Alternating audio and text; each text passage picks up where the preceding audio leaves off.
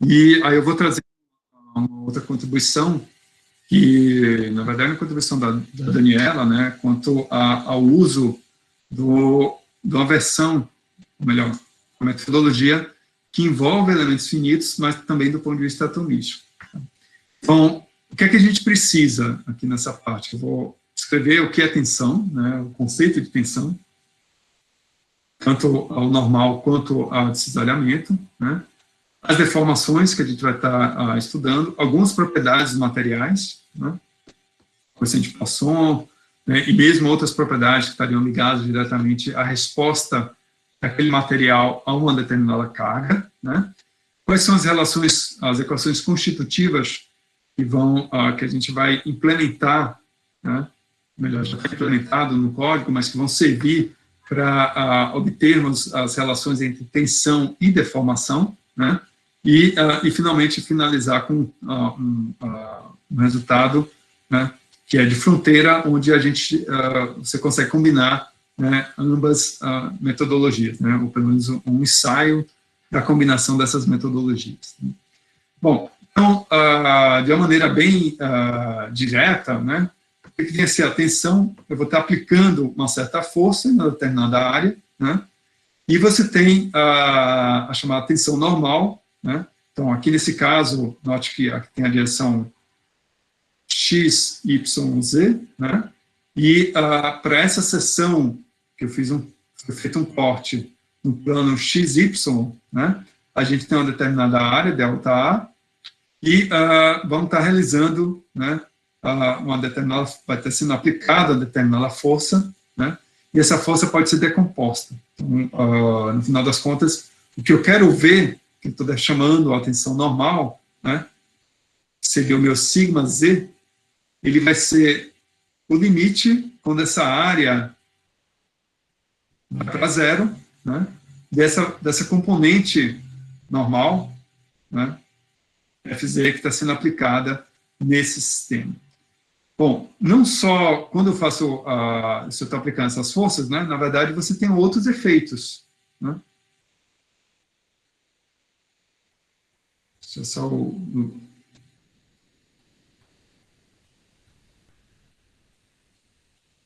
Tá, Lauro, deixa eu só finalizar aqui, aí você pode depois abrir a sua discussão, tá? E você fique à vontade de estar expressando ela. Só para a gente fechar aqui o raciocínio, né? Então, quando eu aplico essas forças, né, você vai ter esse efeito sobre as várias outras direções, né? E, nesse caso, a gente também pode computar quem seriam as tensões de cisalhamento, né? Ou seja, dentro, aqui no caso, do plano XZ, então, a minha tensão de cisalhamento tal de ZX, ele vai ser o limite quando essa área estiver indo para zero, novamente, né, sobre aquela componente X que está sendo aplicada lá, e da mesma forma a gente olhar qual é o efeito disso, né, dentro das componentes no plano ZY. Né.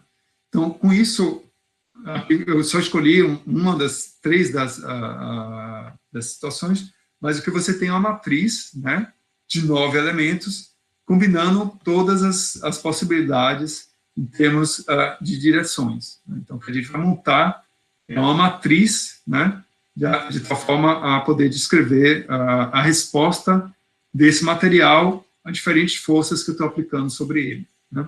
Então, do ponto de vista de definição, seria essa, né. E se eu fosse descrever de uma forma geral, né, o estado geral de tensão em um determinado elemento, eu teria que descrever esses 9 elementos, né? Que seria a minha tensão normal em Z, em X, em Y, e também as tensões de cisalhamentos nos diferentes planos. Né? Então, sobre a questão de nomenclatura, né, quando eu estou chamando de sigma Z, ou sigma X, ou sigma Y, na verdade, a gente está pegando os elementos da diagonal, né, para cada uma das direções, e quando eu estiver tratando das tensões de cisalhamento, né, a gente, quando eu falo sigma XZ, né, significa o tal de XZ, na verdade, seria o equivalente, né, ao sigma XZ, e assim para todos diferentes elementos, né, que a gente teria nesse sistema. Essa notação que ela essencialmente diz o seguinte, né, o meu I, né, esse primeiro índice, ele se refere à normal da face, da qual o vetor vai estar atuando, né, e o J, ele vai se referir à componente, à direção da componente, né, em relação ao nosso eixo cartesiano. Então, para essa descrição completa, né, a gente teria 9 elementos na nossa matriz. Isso por causa da tensão. Obviamente, para quando a gente estiver, do ponto de vista elástico, né, quando a gente estiver tratando outras situações, outros fenômenos, isso acaba sendo alterado. Né. Então, tem uma questão também em termos de sinais, que isso às vezes pode ser, se confundir, né, quem que é positivo, quem que é negativo, né. Então, aqui tem uma certa consistência, né, e muitas das vezes é utilizado, onde para cada uma das, você vê que para cada uma das faces, né, a gente tem esses vários elementos que a gente vai estar olhando, e se eu for escolher um determinado plano, né, você teria, né, por exemplo, o plano x, y, né, aqui está o y e o x, então a gente estaria olhando para cada um desses elementos individualmente, né, então, que é o positivo, que estaria saindo para fora do plano, né, negativo para dentro dele, né, e com isso você consegue definir, né, melhor, por definição, por convenção, né, esses são sinais que a gente vai estar utilizando aqui nessa discussão. Né. Bom, então se eu conseguir agora, né, sistematizar, inserir todas essas combinações, a gente vai ter uma matriz, né, que vai me descrever quem seria o meu estado de tensão, né, então ela tem uma sigma de I e J, onde você tem 9 componentes. Né. Então, note que a gente pode usar também, na maior parte dos casos, uma certa simetria, você tem uma certa simetria de tensor, esse tensor de tensões, né, onde o meu sigma xy é igual ao meu sigma yx. Né. Então, minha matriz, ela fica muito mais fácil depois, né, de numericamente a gente está resolvendo. Né. Então, vai vir um caso que a solução, né, da equação fica muito mais fácil. Se agora eu for olhar os demais outros componentes que a gente precisaria estar descrevendo, né, então, o que eu teria? Tem a matriz das propriedades do meu material, né, o meu deslocamento, e aqui o estado e a deformação. Né. Se a gente se lembrar, tentar voltar lá de uma forma geral, né, a gente está escrevendo, tentar descrever essa relação. Né. Então, quem são esses deslocamentos? Né? Então, na prática, eu vou estar olhando pelo sigma de IJ, né, e ele vai depender, né, das várias direções da qual eu estou aplicando a minha tensão. Né. Então, cada um desses elementos nada mais é do que essa variação, o quanto do deslocamento em relação a determinada direção, né, tanto por x, y, z, e aqui eu vou chamar de UVW, né, para estar ligando, está relacionando com as direções x, y, z, né, de uma maneira mais generalizada. Né. Então, na prática, seriam as componentes I e J, que nada mais seriam descritas por essa relação aqui.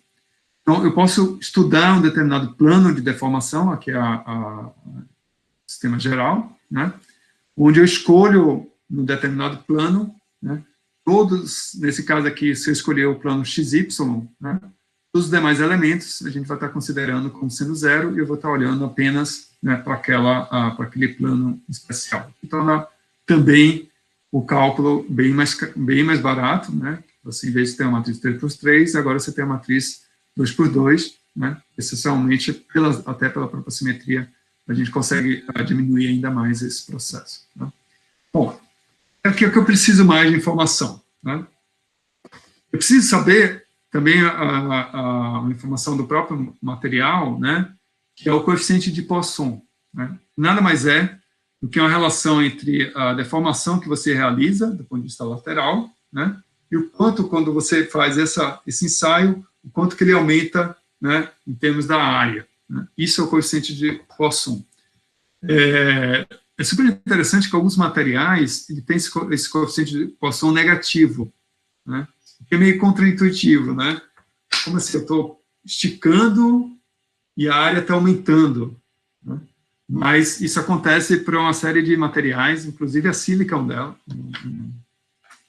uma delas, né, para determinadas direções, não todas as fases da sílica, mas para algumas delas em uma determinadas direções, e que é bem interessante para aplicações do ponto de vista mecânico, né? Ou seja, é algo que quando você aplica uma força, ela vai aumentar, né, em termos da razão de área, né, e com isso seriam bons absorvedores, né, de uma determinada tensão que você estiver realizando, né.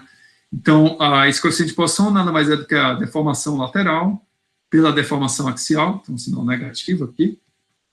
Se a gente for colocar em termos daqueles do que nós havíamos mostrado, né, seria o epsilon y sobre o epsilon x, por exemplo, ou o epsilon z sobre o epsilon x, né, se eu estiver olhando, né, fazendo essa carga na direção x, né.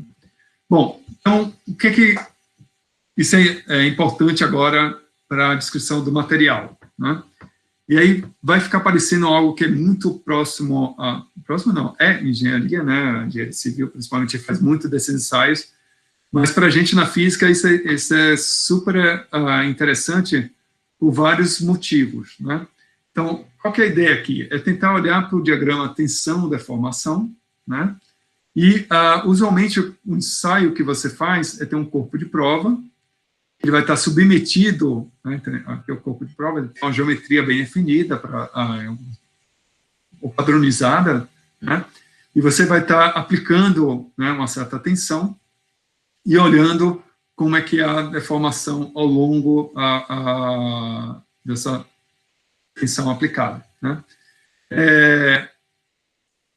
Hoje em dia, bom, isso aqui acaba sendo muito comum em vários ensaios de engenharia, mas se você olhar, por exemplo, em nano, né, quando você vai na escala nano, a gente ainda consegue fazer esse tipo de ensaio, né, o que é bem interessante para até ver como é que é a resposta mecânica de materiais nanoestruturados, né.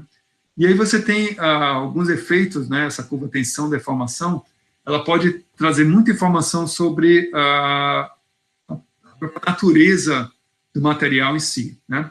Então, o que é que você tem, né? Aqui, de novo, você tem a tensão em função da deformação que você está realizando, né? Aqui é um caso para o material que é o aço, né? Ele não é sem escala, né? Só para a gente ver os vários efeitos que estariam ocorrendo. Então, você tem primeiro uma região elástica. Note que essa relação na região elástica, né? Ela é uma relação linear, né?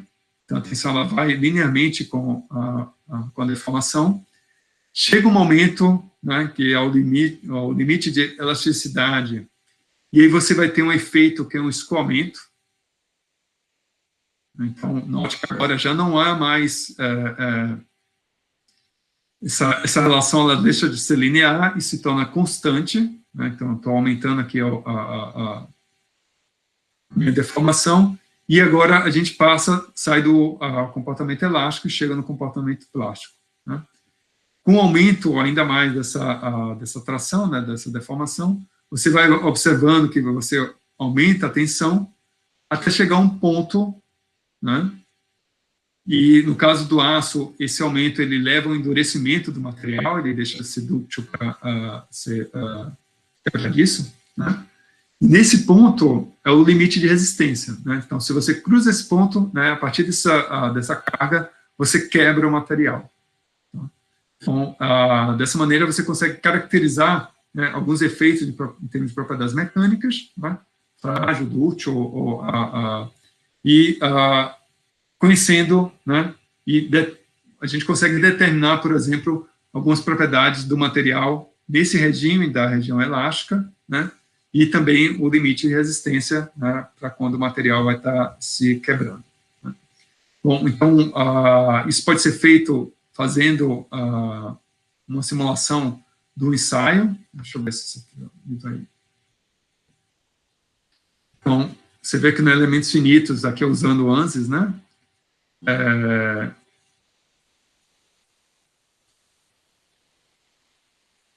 você chega um momento até que você observa a fratura e você consegue monitorar quais as regiões você teria maior carga, né, ao longo desse...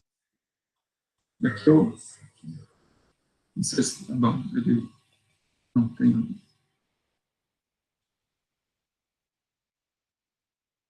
Um ensaio típico, né, que é essencialmente esse mesmo ensaio que a gente observou aqui.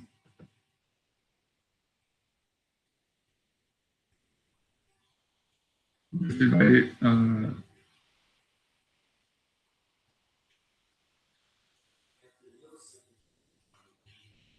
vocês conseguem, então, vou estar criando uma tensão no meu corpo de prova, né? E você pode fazer algo similar, né? Quer dizer, com elementos finitos, a gente pode fazer algo similar ao que seria um teste mecânico, né? Para diferentes... Então, ou seja, começa a notar que é uma certa deformação, né, no nosso ponto de prova, até o momento que rompe. Então, uma coisa interessante aqui na simulação de elementos finitos é também essa capacidade da gente poder estar fazendo, né,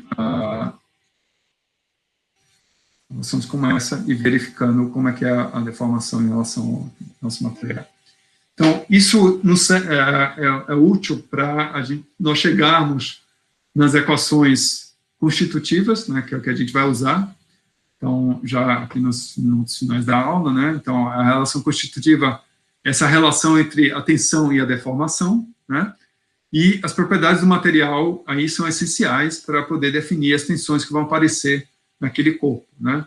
Então, o ensaio de tensão, de tração, nessa região linear, né, a gente consegue obter, pela equação pela lei de Hooke, né, a gente consegue obter quem seria o módulo de Young, né, e também você pode, de uma forma interessante, isso aqui a gente consegue obter, né, via primeiros princípios. Né. Então, se você tem um material que você ainda não foi sintetizado, a gente consegue, em princípio, obter quem seria as propriedades elásticas daquele material, né, a mod de Young e a razão de Poisson, diretamente de um cálculo de primeiros princípios. É bem interessante. Se eu tenho então essa informação, eu consigo obter o modo de Young, né, esse é um modo de elasticidade, né, cisalhamento, relacionado ao modo de Young e a razão de Poisson, né, e a gente tem a lei de Hooke para o cisalhamento. Né, o tal, ele depende, né, desse modo de elasticidade e cisalhamento, né, vezes essa carga que você está, essa deformação, né, de cisalhamento que está sendo aplicada aqui, que é algo que você consegue obter, né, também por esses ensaios, e a gente consegue obter via primeiros princípios. Né, é bem legal. Bom, no final das contas, o que a gente tem são as constantes elásticas.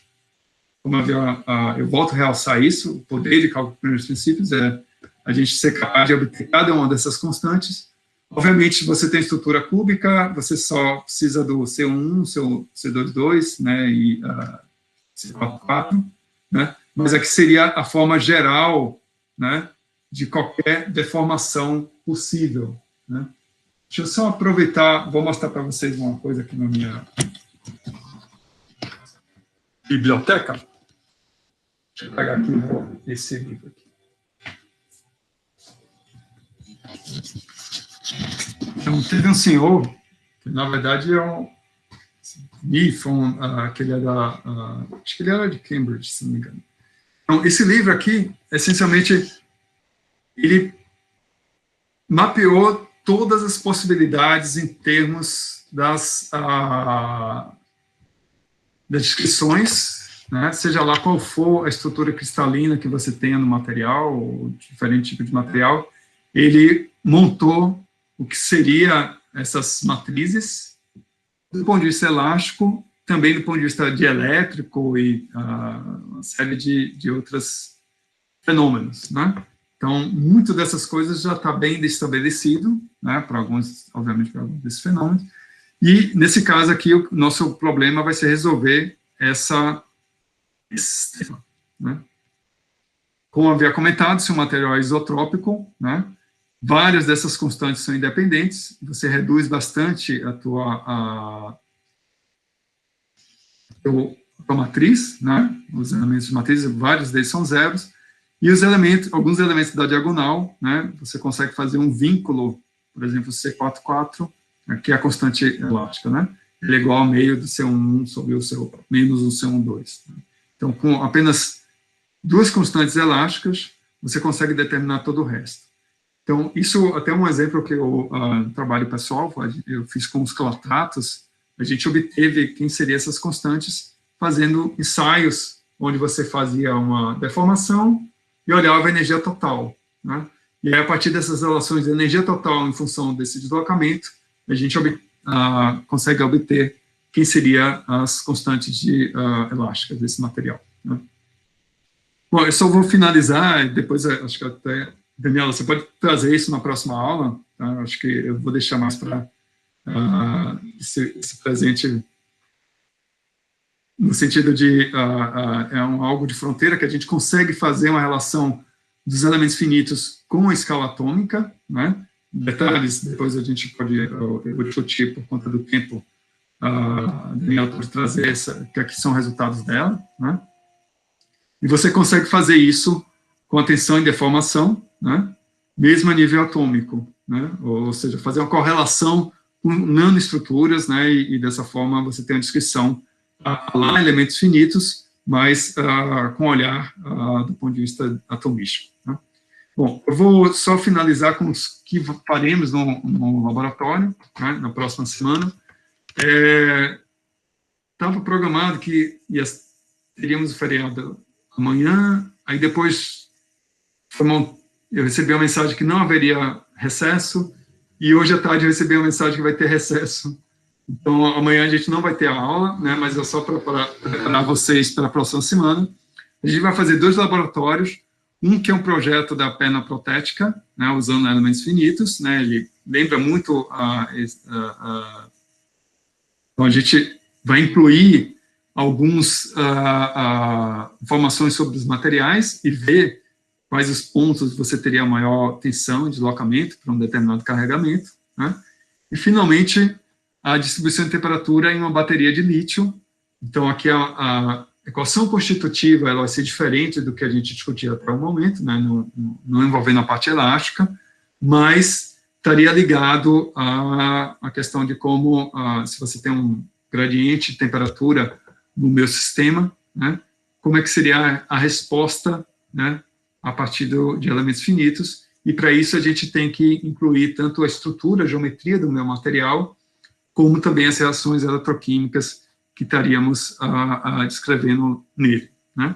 Então, acho que com isso, muito obrigado aí pela audiência. Se vocês tiverem, eu vou finalizar aqui a gravação.